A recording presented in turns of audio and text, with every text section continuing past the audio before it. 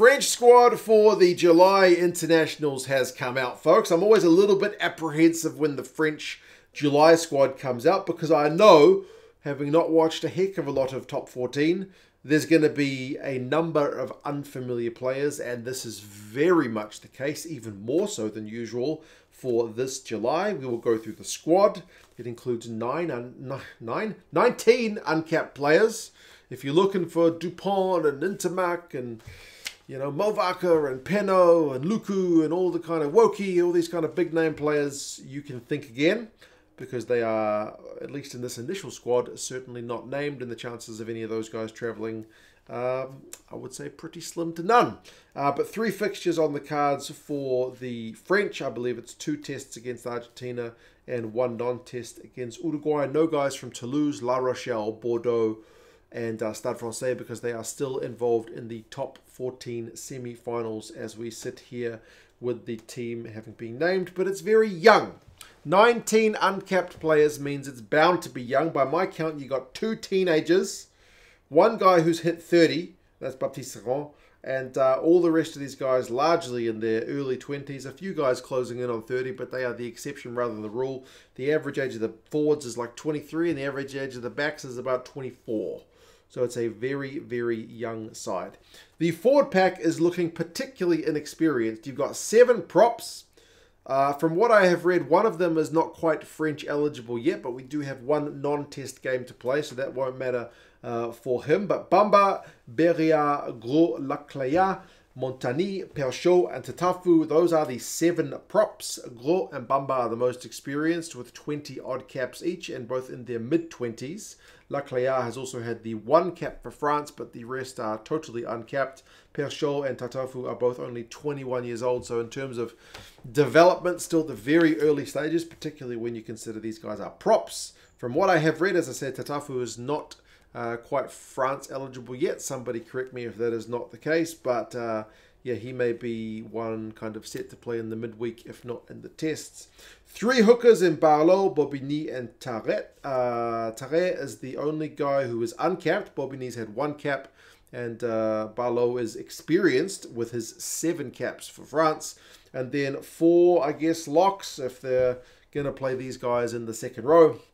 That would be this big unit of Hugo Orlando, who seems to be, I believe, 6'7", which is just over 2 meters tall, which is a proper bit of timber. For a guy who's only 20 and likely still growing, that's a big bit of timber.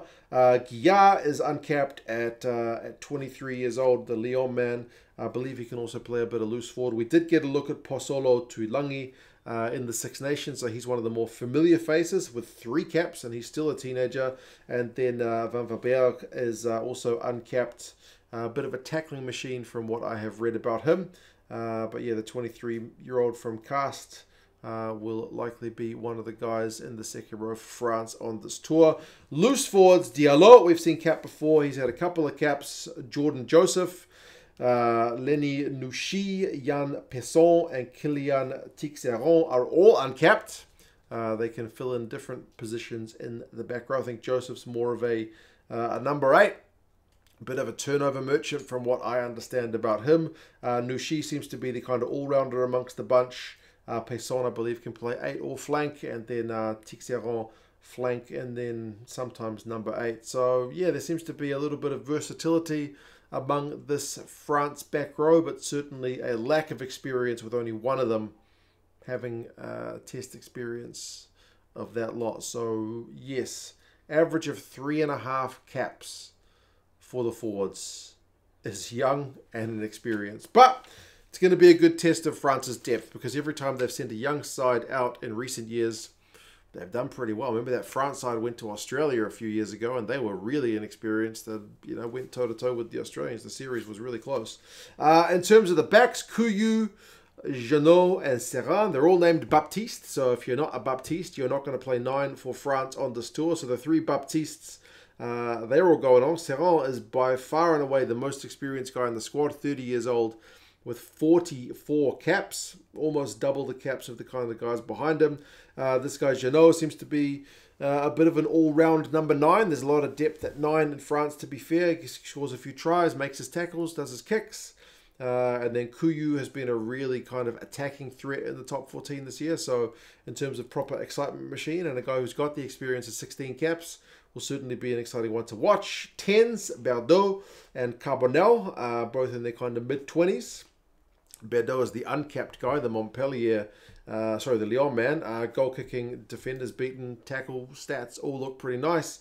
Carbonell is the Montpellier man who, wasn't it him who made kind of Garbisi switch clubs because he kind of took that position for his own. Midfielders, Derry Carrere. That's a mouthful of a name for a native English speaker. Seems to be a very attacking-minded midfielder. Tackling percentage seemed a little bit low from when I looked him up, but seems to break a lot of tackles, which is pleasing. Frisch is the Munster man, who'll be familiar to a lot of Irish fans, having played in red for, is it a season or two now, being a proper attacking weapon. He's one of the older guys at 28, but still uncapped. Gaetan has been capped for France before, and then Arthur Vincent, also one of the most capped guys in the back line with 18 caps.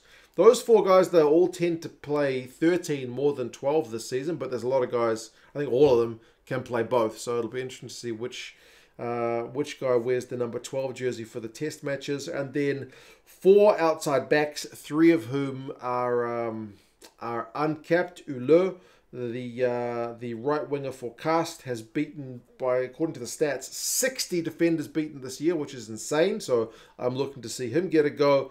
Giron is also a winger for Clermont, seems to have scored 7 tries, so that's another guy I look forward to see. The youngster is this guy, Atisogbe. The Po man is only 19, so the other teenager, and then Melvin Jaminet, who seems like the old guy amongst a lot, but he's only 24.